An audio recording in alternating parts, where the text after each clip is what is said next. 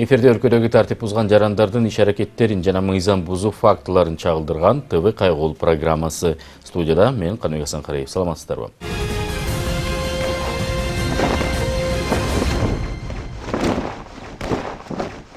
Жардам издеп тартип сакчыга кайрылып, бирок милиция тескери карап кетип, өз милдетин аткарасы келбеген кызматкерлер. Мындай окуя өткөн апта Борбор калаабызда орун алып, биздин чыгармачыл топ милициянын кайдыгерлигине күбө болду. Ушул жана башка окуялар туурасында биздин бүгүнкү чыгарылышыбыз.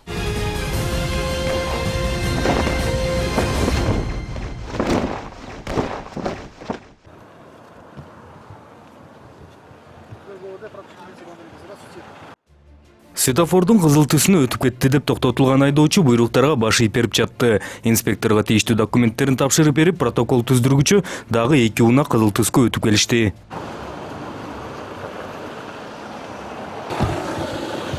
Инспектор, саламатсызбы?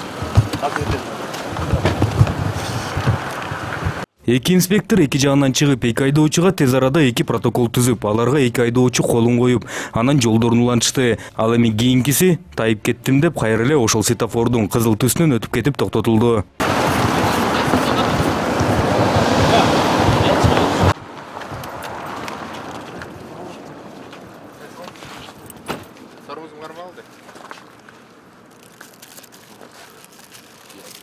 Ne oldu?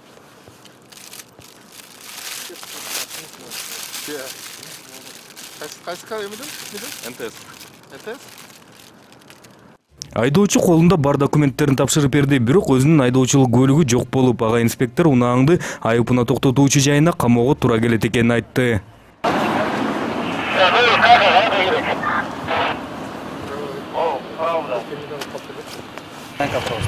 Неге? Айдоочулук көлүгүңүз жок, айдан алып өтсүзгүч. Автоунан башкаларын алып өтсүзгүч. Камераңы алып койчу. Надоел уже. Алып кой. Мен алды айдап кетер, алып коюп болду. Эмеңди. Жок, чогорос мен айдап кетпеймин. Мен айдайм, бирок менин жанымда бар жүрүм. Чо, болар имеет право. Мен сотко берсем болобу буларды? Сот мен нарушать эткен жокмун, силерге токтодум. Сиз кызылды айдап атасыз. Жок, меники тормозун тайып кеткен үчүн кызылды өтүп кеттим, жазып коюш протоколго. Всё, байке. Кайда эч эмне жок сизгечи. Ошол үчүн аны тайгалакты акырын адаш керек. Машинадан токтойм. Чоо байке. Караш керек. Кандай? Фамилияң ким? Меники? Жекшеев. Жекшеев, Иә. Мында болгон. Көрсөң, доктор. В смысле, Көрсөң? Протокол толтырган көрсөң.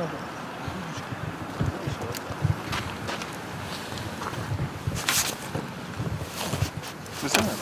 Жоқ, мындай эле колуңузга берген, мындай карап жазып алыңыз.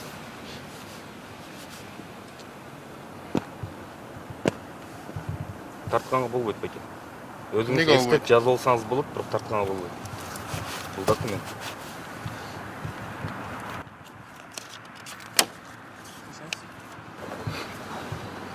Силерде ушундай акча таап болдуңар беле? Иә. Мен сизден акча сурап атам. Жүрү, эме. Айдайсыңарбы? Караса калган болот. Жөн эле преступниктик армагансыз. Мынтип нааразы болгон айдоочу документтерибизди карап, аты жөнүбүздү жазып алып, анан унаа астына отуруп, тийиштүү жайды көздөй айдатышты.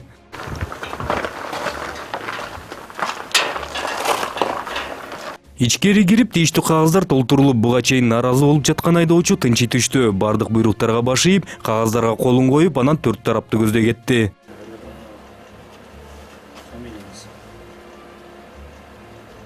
Кийинки текшерүүгө тозулган унаа терезелери караңгылатылгандан сырткары ичинде жардам сурап кыйкырып жаткан кыз кишинин үнү угулуп жатты. Бирок тартип сакчылар аны карап койгондор гана болбосо, эч чара көрүшпөй койду. Брат с женой ругается. Откройте двери. Я вдруг его убивают там. Брат с женой ругается. Открой двери. По-хорошему открой. Сейчас на наших. На камеру снимай. Успокойся, Виктор. На камеру снимай. Документы можно, пожалуйста, ваши?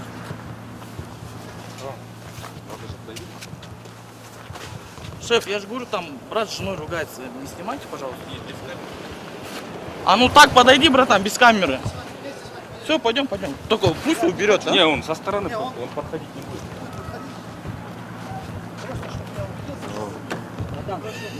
Ой, пустите меня! Это моя жена, брат, Я не жена его! Бля, там.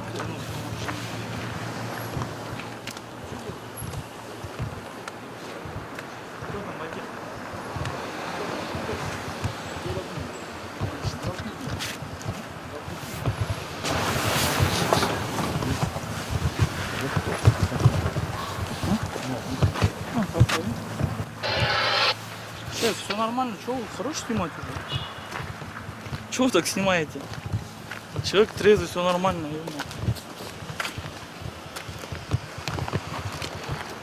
Азиат! Азиат! Азиат! Брат, ну хороший, что такое? Фиксируйте просто, зачем снимать меня? Ты меня зачем снимаешь? Снимать. Так. Меня ты зачем снимаешь, братуха? Эй. Уберите, пожалуйста, вы проверьте, выпил я или нет. Что он меня снимает? Окей. Чур. Азиат, у нас с тобой уже было просто этот. Скажи, пусть уберет, а? Что он за мной ходит, снимает? Спирт ичимдигин ичкен эмесмин деп жаткан бала биздин буга чейинки чыгарылышыбыздын биринде спирт ичимдигин ичип алып түшкөнүн айтып бергенбиз. Ошогобу ичкен жокмун, баары жакшы деп, бирок унаасынын уруксат берилбеген, жерлери караңгылатылып турганын эсине албагандай.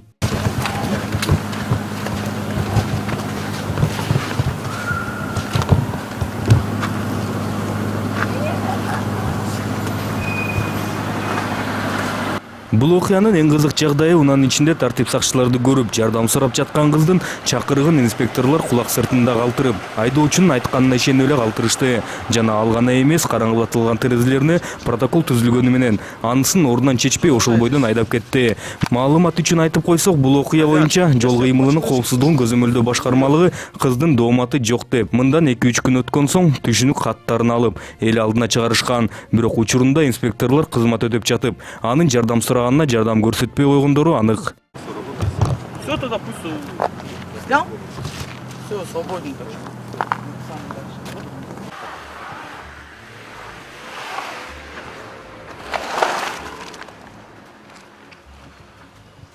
Мындан кийин эле текшерүүгө токтотулган унаанын айдоочулук көлүгү убактылуу жана анысынын да мөөнөтү өтүп кетиптир. Бул ирет Мерседести караңгылатылган терезеси менен кое берген инспекторлор Дэу Нексияны айыпына токтотуучу жайына жеткиришти.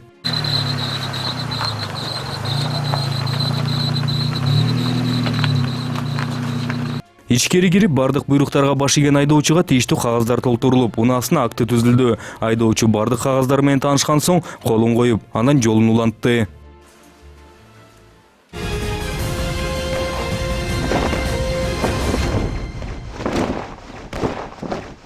Назарыңыздарда ыктыярчы кайгул рубрикасы. Эгер сиздер кылмыш окуяларынын жана тартип бузуулардын күбөсү болсоңуздар, төмөндө көрсөтүлгөн номерге WhatsApp аркылуу тасмаңарды жөнөтсөңүздөр болот.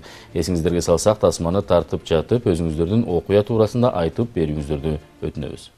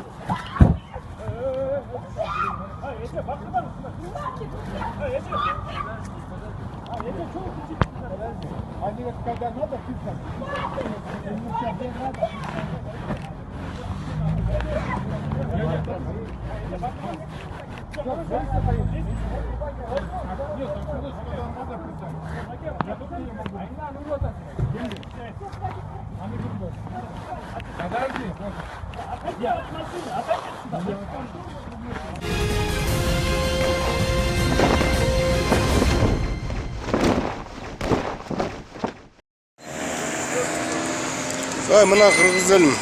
Карачы ушул жерге светофор койбой атат. Мына күндө ушундай болот. Күндө ушундай сүзүшкөндөр болот. Көрдүңөрбү? Мына. Утарылып жатат. Светофор коюш керек ушул жергечи. Так. Бул көчө Орозбекова Щербакова.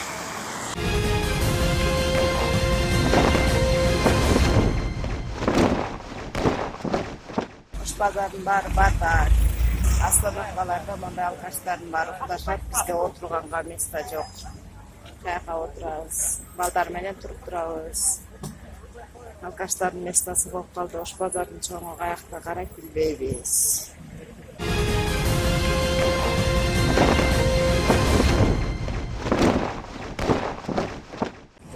Мына туугандар. Сузак. Мына турат. Пешохот менен өтөбүз. Өтүп туруп, монтип такалабыз.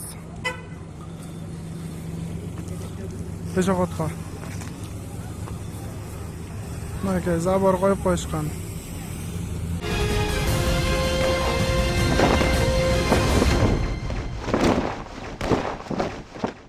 Мына туугандар.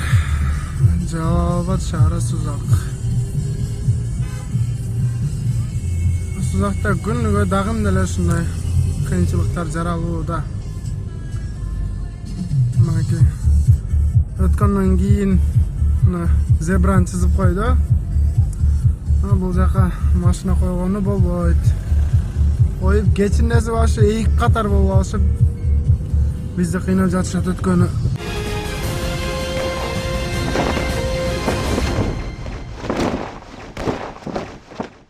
Бул Арча Бешик жаңы конушу. Мына бул Нортин Тугайлов көчөсү менен келатабыз. Азыр 14-көчөгө бурулабыз. Мындан 10 жыл мурун ушул көчөнү казып Газпром компаниясы казып кабелин тартышкан эле. Ошондон бери көчөбүз батка тазаланбайт. Балдар мектепке бара албайт. Эртең менен кечинде мектептен келатканда белчесин чер баткак болуп, машиналарда жүрө албастан күнүгө тыгылып, элдерге көп оорчулук жаратып атат. Арча Бешикте мындай да канча көчө бар экенин билдим, бирок бизге 10 күндөн бери аябагандай кыйын болуп атат. Газпром компаниясынын телефон номерлерине интернеттен алып ар бирине чалсак, бири-бирине шылташып, тагыраак жооп берген эч ким жок. Мына көрүп атасыздар.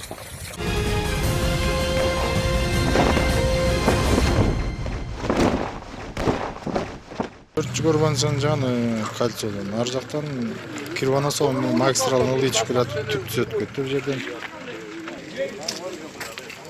Моторлор жылынып кетти. İçinde 3 ötürün masa ekeli. Çoğun kuday sakladı.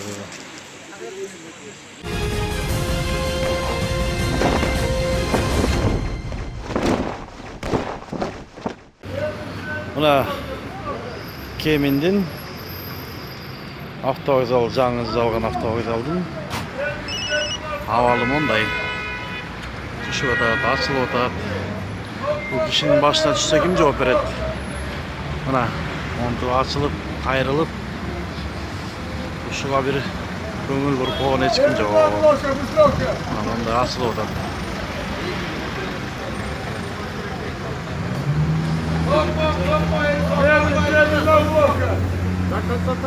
Бияқта мондай мусор 3 ай болду, ушундай ойдон турат.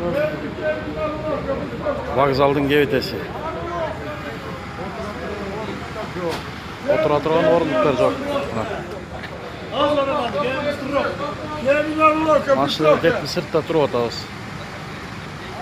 Жаан чач могу түшүп кетпесин деп. Адам өткөндө да коркосуң.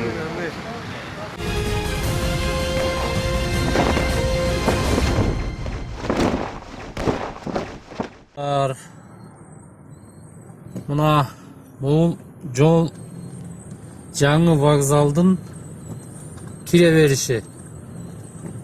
Бул жерге машина токтотконго болбойт. Негизи токтоп турушат бул жерде. Урматтуу биздин жол кыймылын көзөмөлдөөчү кызматкерлер. Так, мына көрдүңүздөр. Каякты карап жүрөсүздөр. Аркы бетинде шабашка кылып иштеп атат. Эки гаишник. Ар жак бет көрүнбөйт экен телефондон. Так, мына бул жак пробка болуп калган. Бул жакта Таластын, Нарындын, балыкчынын таксилери кирет. Анан кайсы бир эки автобус кирет бул жака болгону. 7-нчи автобус, анан дагы кайсы кирчү эле дагы бир автобус кирет. Мына бул жакта таксилер жолго коюп салган. Жык жыйма бул жерге коюп салган. Мынакей машинелердин жык жыймасы мына. Жерде знак турат, тиги жерде. Килтейген парковка запрещена. Жүктөп кетем деген знак турат жерде. Знактын жанында автобус турат. Дагы бир машина турат, короче. Толтура бул жагы. Бул жагын карагыла, бул жагы дагы жык жыйма. Шундай. Бул жак. Мына. Бул жакта бул машина турат. Кадимкидей эле, жолдо тургандай эле турат. Мына мунун баары турат бул жерде. Бул такси турат. Так. Мына бул машина кадимкидей эле турат. Эчтеке камрашпайт, мына остановкада турушат. Жол жаап салышкан. Аркы бетинде мына Нарындын таксилери жол жаап салган. Ушул жакты бир көзөмөлдөп койсоңор жакшы болмок. Тигине одностороннийга 710 08 АКВ номери одностороннийга кирип алыптыр. Так, бул остановкада турат. Ар жанда D0016 АБ номери да остановкада турат. Бул S3809 турат. Троллейбус өтө албай атат, ичинде элдери бар, жолду жаап салышкан. Ушундай остановкада тигилер таттуу-паттуусун алып чыгып алып сатып атат. Ар бир остановканы магазин кылып алсак кандай болот э? Тамак да сатып атат экен, ал жерде тамагын ичип атат. Дагы бир машина келип токтоп атат, может алып кетет.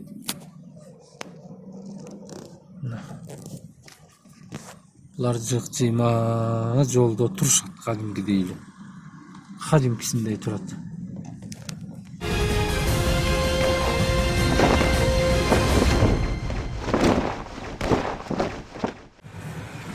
Толокмолдоп көрейин дейп алат. Остановкада турат. Маршрутка таза албай атабыз.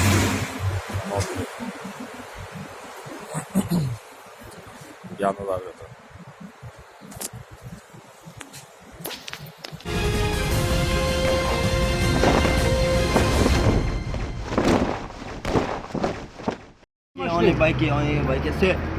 Мас, Владч. Алто түшүп жүрөт бир машинаны. Мына алто. Алто мына. 1 2 3 4 5 6 мына алто түшүп жүрөт. Машинанын үстү. Мына. Көчөдө каалагандай айдап жүрүшөт мына. Токтоп турган машинаны пешоходдон өтүп келип сүзүп атат. Жашылда. Кызыл күйүп турганда. Мына бул мас. Мас. Нет, я не пропал. Машина. Брат. Мас бул ёлки. Эртең көрөсүң да. Органдар ушуну карап койгула. Случайно? Случайно тарт колуңду. Случайно. пропал. Случайно айдабай жүр. Буяк Кыргызстан дейт. Сага Пакистан эмес.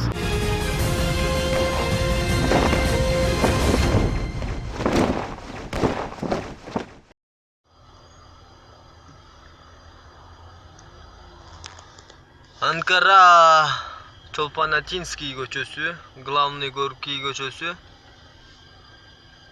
Биякты 1 мүнөт кылып койгон. Эмнеге тиягы 20 секунд. Ушундан пробка создавать этилип, бул Анкара менен Чолпанатинка көчөсүнүн кезилишинде тиягы туңгуч, тиягы Горький Алматинскийге чейин пробка болуп кетип атат. Ушуну кимдер решать эткен болсо, ушуну жөнгө салып койсо жакшы болот эле.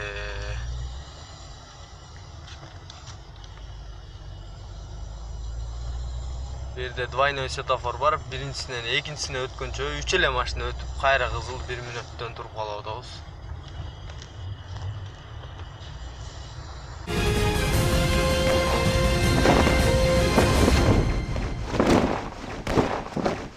Гайлер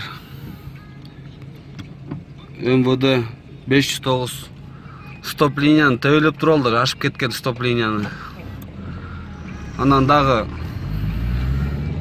биз айтып кот кыргыздардын водительдери правиланы соблюдать этпейт деп.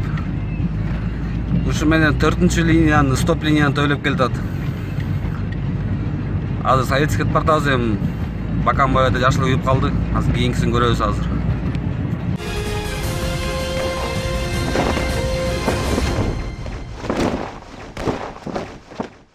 Көргөн менен пикапчылык чыккан жак. Биринчиден могу немелер пешеход баскан жер, тротуар вообще эмес салынган.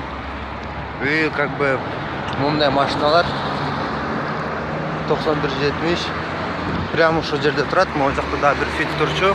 Мына карагыла. Коляска сүйрөп баратсаң, кички бала менен гулять этип чыкканда база албайсың.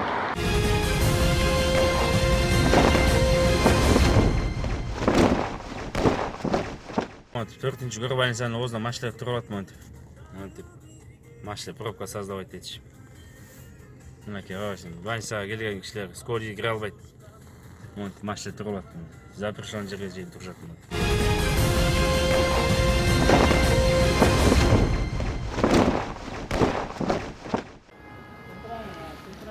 Сер, бери кара. Сер талаадан соруп келип туруп, бияка куйган болбойт негизи. Билесиңер, очногор төбөшүң керек. Турабы? Турабы? Жок, турабы негизи. Негизиби? Ушундайбы? Трансментті өтер атасыз. Эскерде болсун, мындай болбойт да. Байке, биз мындай жергечи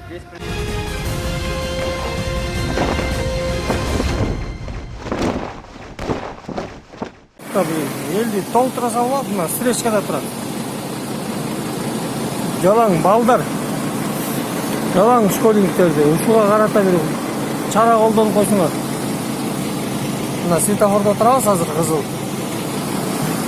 Уже встречный полоса, мына кызыл светофор уже кетти. Кетти бул машина. Кызылга чыгып кетти.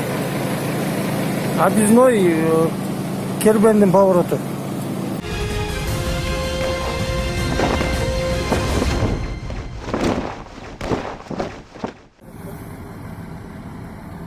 Мына көрүүчүлөр, бул граница Кытайдан чыгып Торгартка келдик, Кыргызстан Торгартына. Эч ким жок, жабык. Жарым саат өттү уже. Дайындар жок, жаап коюшуп жүрүшөт. Биякта холодильниктердин жүктөрү күйүп атат. Биякта турабыз окшойт, кийине жарым сааттан ашык болду. Сигнал бердик, коготор атанда шутап эмне алып чыкпай атат. Буларды ким карайт? Карап койсоңор болот үстүнөн.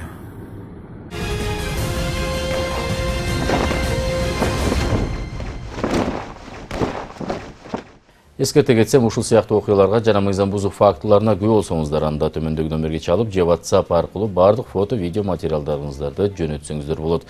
Көрүшкөнчө сак саламатта туруңуздар.